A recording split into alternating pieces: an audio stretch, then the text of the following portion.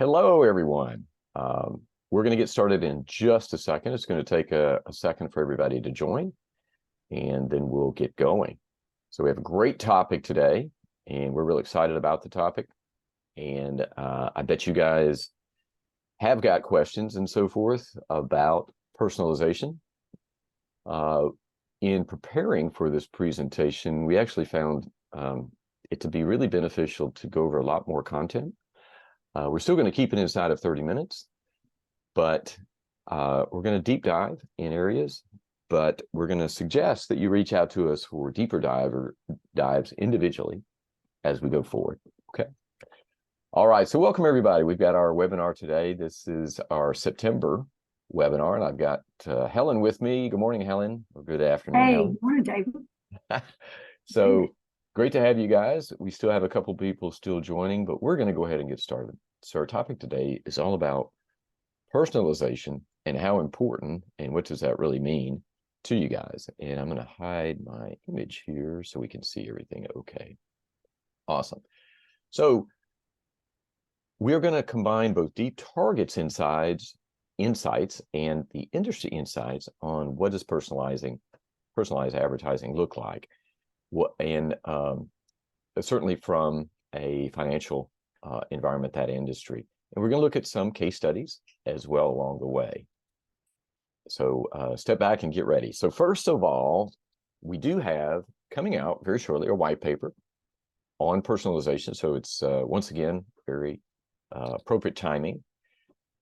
But the most important thing is in the art of personalization, in our definition, is understanding your account holders and understanding them certainly as individuals, not necessarily as just segments or audiences, or the averages across user bases. And this means anticipate their needs and expectations and deliver value at every touch point as they would like that, okay? So here's something to consider when you guys are looking at personalization and curious as to how much to implement. This is an article from the Financial Brand on banking data privacy and so forth. But it also points out that based on research, 75% of banking consumers value a personalized experience. And we're going to talk about why that's the case. But because of this overwhelming interest in personalized experience, you guys should all be considering this, and we'll show you why that's so important here as well. We bring this up because there is an engagement lifecycle, as always, which starts with over here on the right with who you want to engage, how you want to identify your audiences. And then once you identify them with the right product and service and so forth, you want to then give them a personalized message. And then based on the results of that, you're going to engage, re-engage, redesign, and refine. And it's a constant cycle, right? So it's very important. So personalization and then therefore privacy play a huge role. So what does personalization really mean? Why should we personalize, which we've touched on already? What about privacy? And then how should you and can you personalize, certainly inside of Deep Target? Okay. So let's look at personalization defined.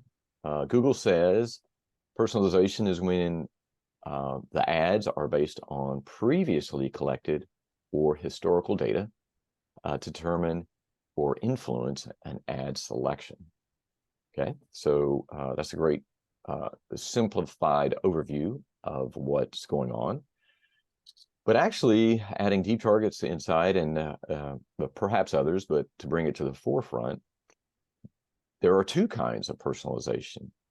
Ones that are based on data. So we're going to serve up ads to a particular individual or set of members or customers based on data that is held about them. And then the second one is actually personalizing the ad at presentation time to further engage. And the second one actually is going to have more involvement about building trust. And building trust is an underlying theme of this whole process, certainly this presentation. But when you're engaging and personalizing, it all boils down to, does the individual you're engaging really trust you and trust what you're offering and trust that you're engaging them with relevant personalized ads? Okay. But this last part is, let's not appear invasive because that can hurt trust, right? Do you agree with all that, Helen? I do agree with that. That's right. We've all experienced it, and I'll share some of my We'll get some of the examples here. funny stories here in a minute. Let me see. I've got. Okay, so we've got Helen. If you'll take a look at our Q&A, Okay. that would be great. Okay, so next slide. Why should we personalize ads? So this is a, if you will, a level of personalization, one aspect of levels. Certainly we want to, as the role of our FI is to promote our products and services. And we want to do that so that we can create engagement with our customers or members for their benefit. But we don't want to do it in a broad, if you will, perspective. We want to do it in a relevant way. Certainly today, there are so many things clamoring for access to our time. It's more important that we be able to present offers that are relevant in the time of need or time of urgency for our community, and they will find more value in that. And then finally, creating that long-term, if you will, trusted advisor role, we want to help them achieve their financial success over time. So try to think of engagement and personalization not as a single point in time, helping them find a mortgage, whatnot, but that's just one aspect of the life cycle of an entire life of an individual, and being there when they need our financial help at the right time. Okay, and we've talked about that as well. All right, so let's bridge into privacy for just a minute, and everybody. We're going to give you some details, but we can't go in, it would take a couple hours, which we're considering doing, about privacy. And but here's some aspects. Apple last year said we're going to require all of our developers to obtain opt-in consent before tracking them. So kind of interesting, 2021 and before, Apple apps could track you without your permission. And that's kind of scary. Maybe it's not, but it kind of is, in my opinion. But now they're requiring opt-in. So you may have seen this on your apps, all these questions about, may we track you? May this app track you? And you also see it in the Android world as well.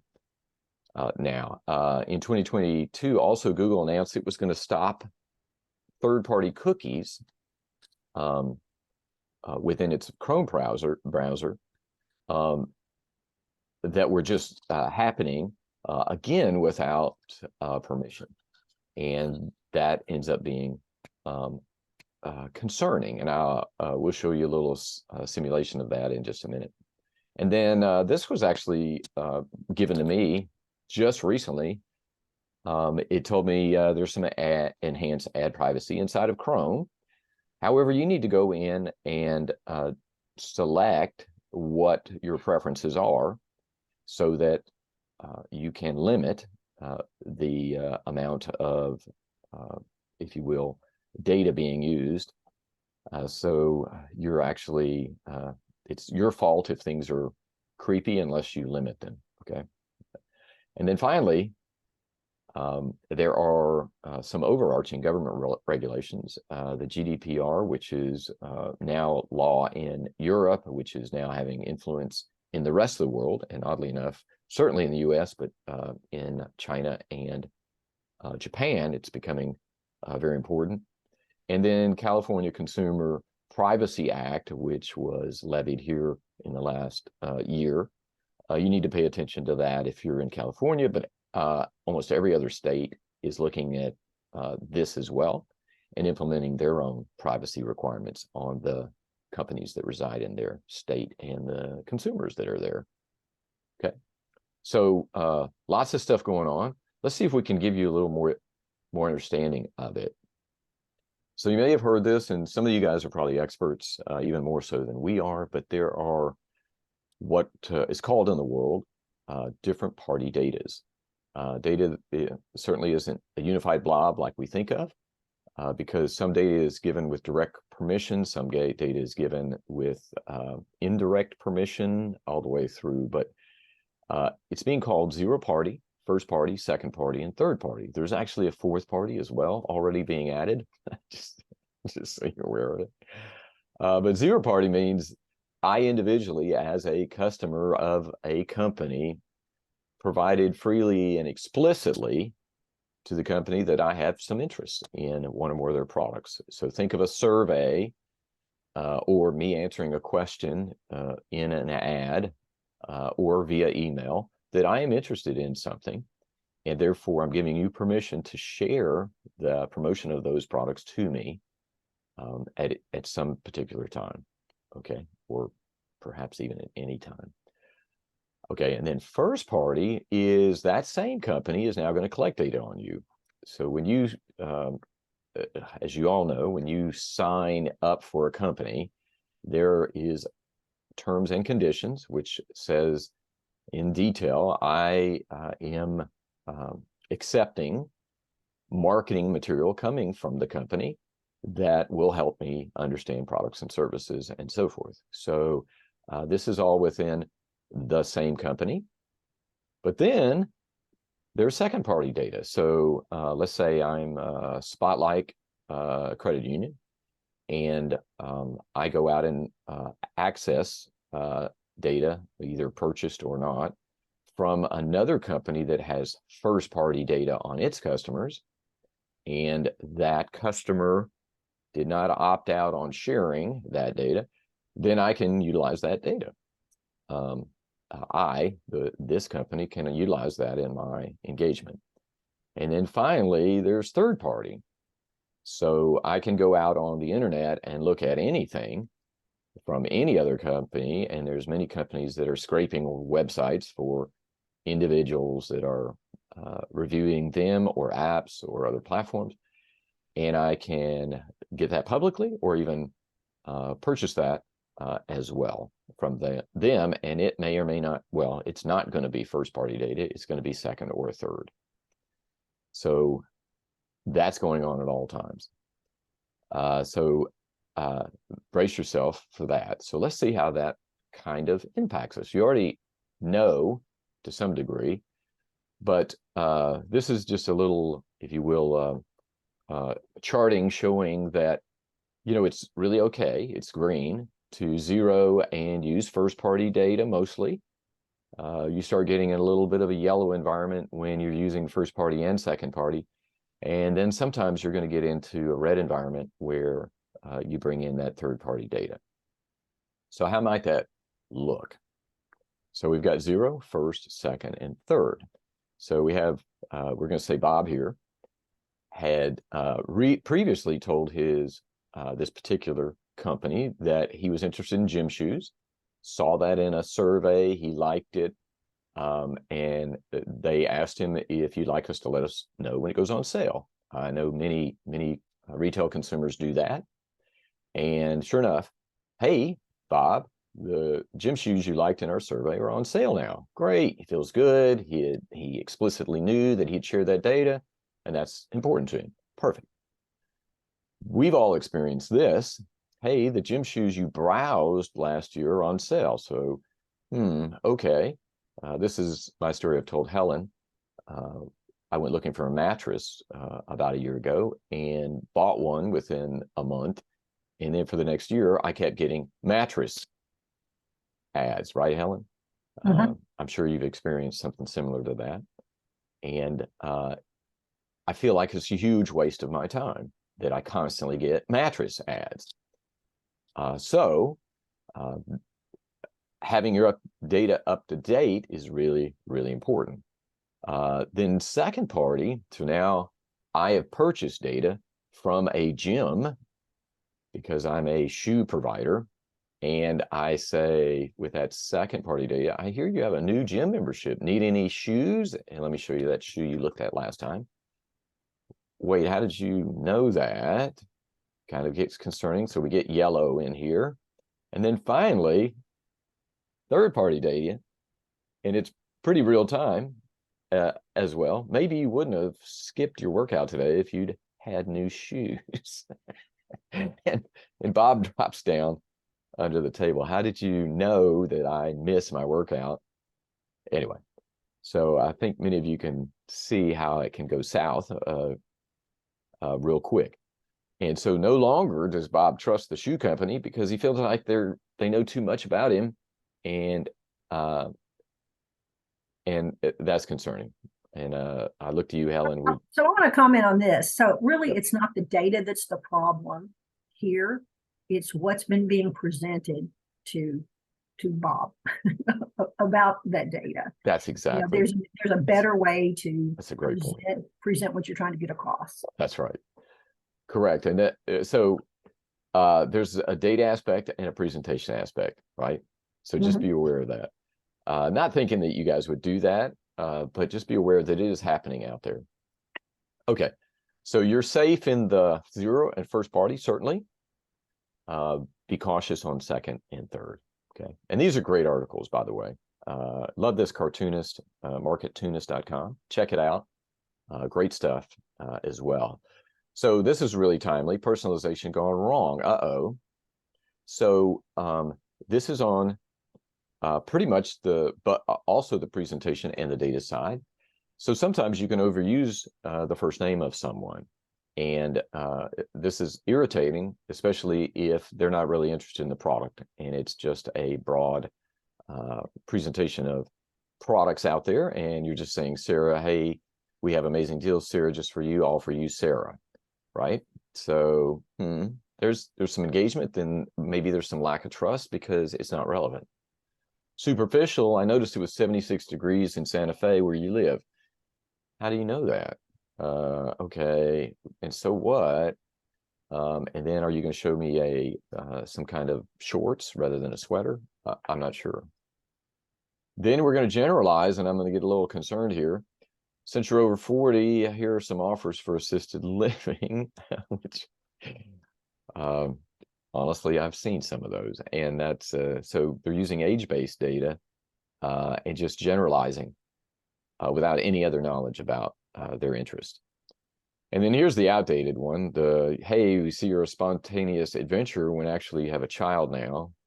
Would you like to buy a motorcycle? No, I'm a dad. I used to be an adventurer 2-3 years ago, but now I'm a dad and I'm not interested. So totally outdated and annoying. And then here we go. Browsing toilets, get ready for a nonstop toilet ads wherever you go for weeks, which you don't appreciate.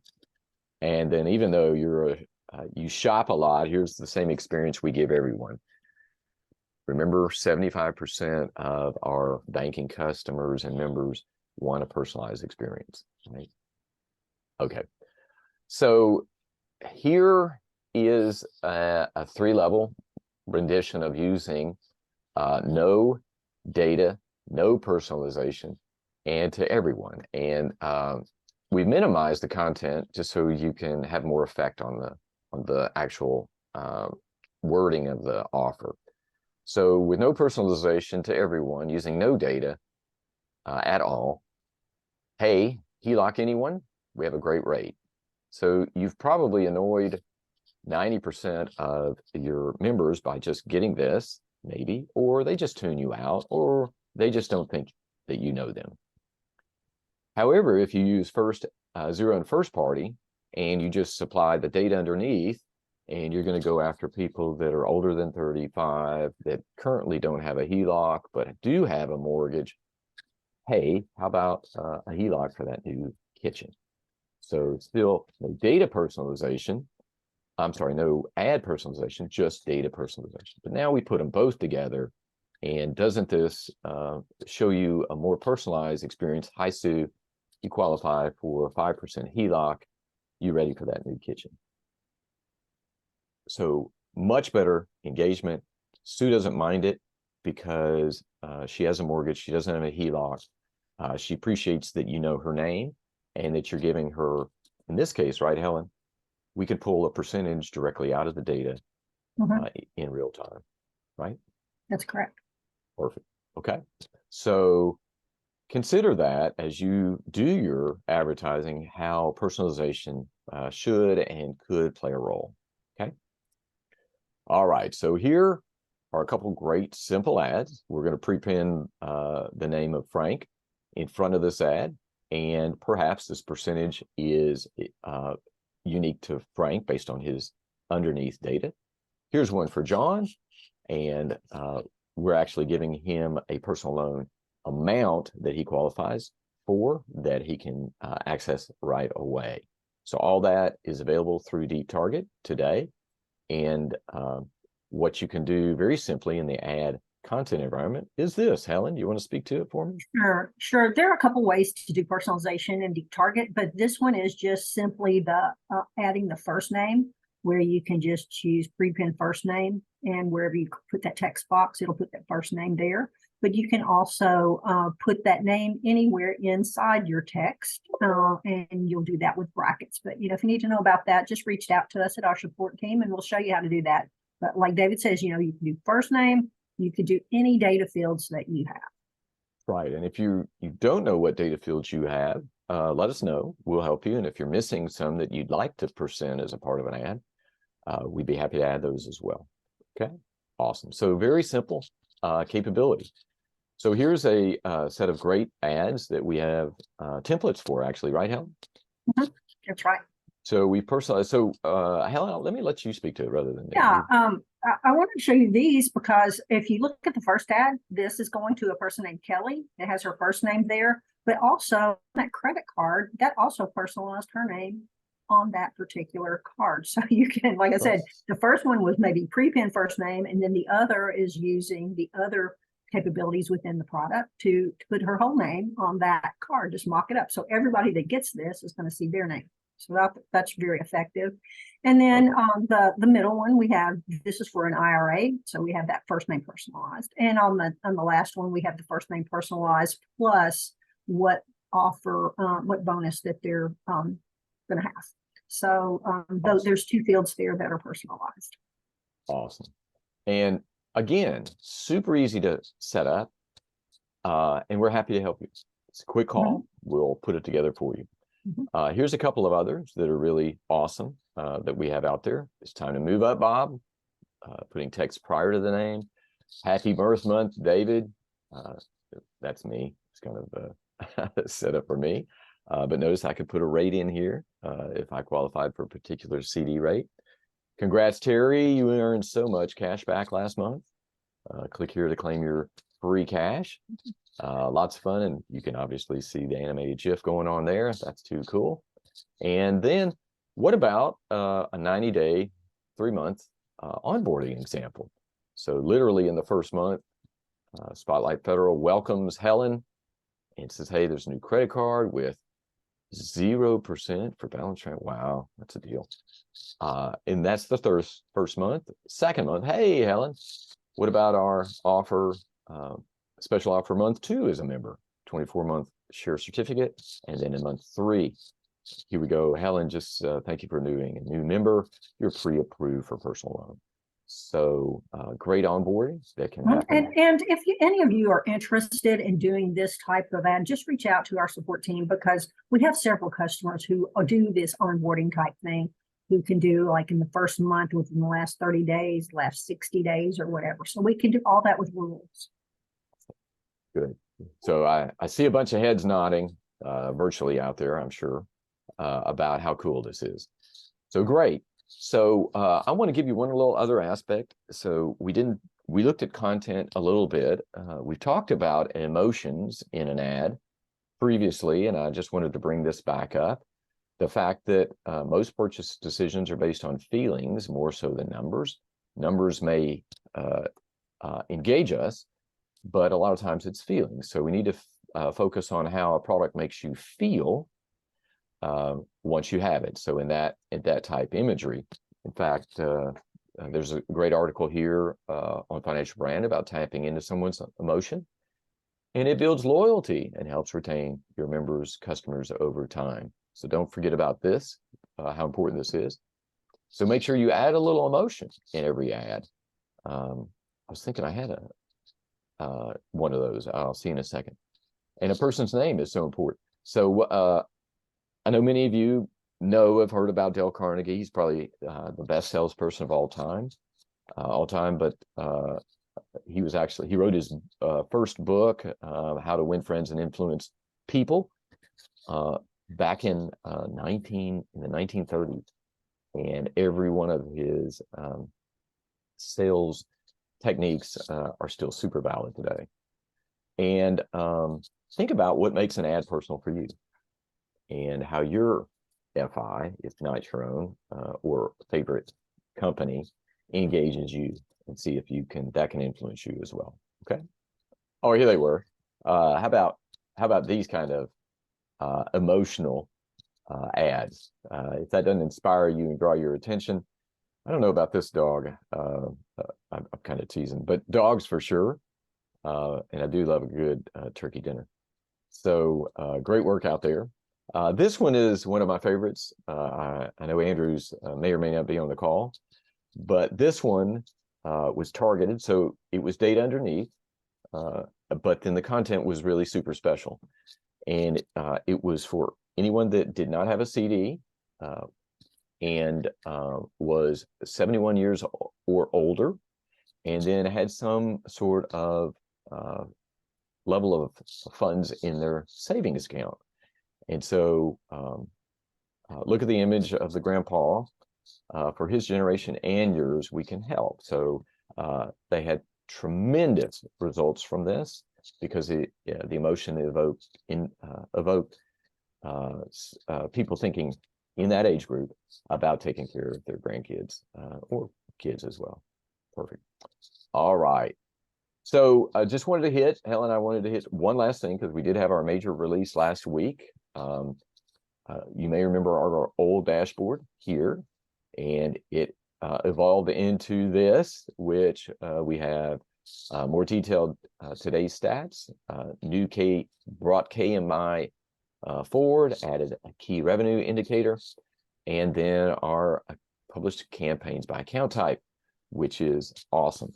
So if you're not familiar with or just seeing, want some more detail, you should reach out to our support team about that, because this is so much detailed, great information that will automatically be populated to your dashboard, and then it'll result in your management report, the third tab, your growth grid. And super powerful. Green means good, so you always want everything to be green. So if you'd like some more details on any of this great new stuff we have, please email Helen's team at support@deep.target. Yeah, and I'd like to comment on that too.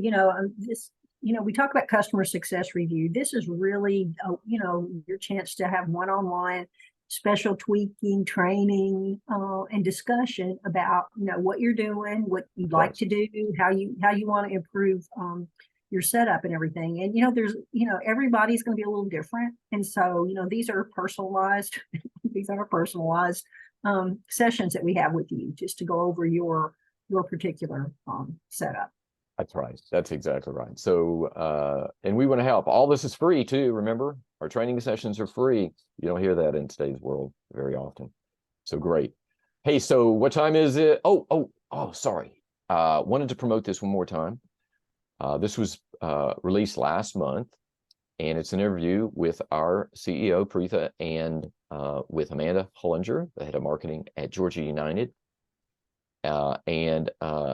The topic was personalized data-driven marketing. So it's very appropriate, again, that you guys take a look. If you get the time, check this out. You'll be so impressed with it.